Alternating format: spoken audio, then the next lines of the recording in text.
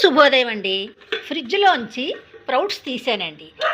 కొద్దిగా లేట్ అయినట్టుగా ఉంది. కొంచెం ఈ యొక్క పొడుగ్గా వచ్చేసాయి. ఎంత ఫ్రిడ్జ్‌లోంచి తీసినా అండి, ఇందులో బాక్టీరియా ఉంటుందండి. హ్మ్. చూడండి, కొద్ది రోజులు ఆలస్యం అయిపోయింది. ఒక్క 2 రోజులు, 3 రోజులకే తప్ప ఒక 5వ రోజు నుంచి ఇలాగే అయిపోతుందండి.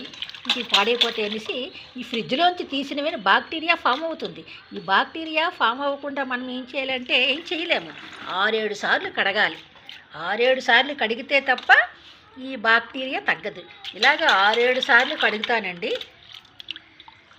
ఈ విధంగా చేసిన తర్వాత ఈ స్ప్రౌట్స్‌లో అనేక పోషకాలు ఉంటాయండి. ఫైబర్ కూడా చాలా ఎక్కువగా ఉంటుంది. అందువల్ల చాలామంది ఈ యొక్క స్ప్రౌట్స్ తినడానికి ఇష్టపడతారు.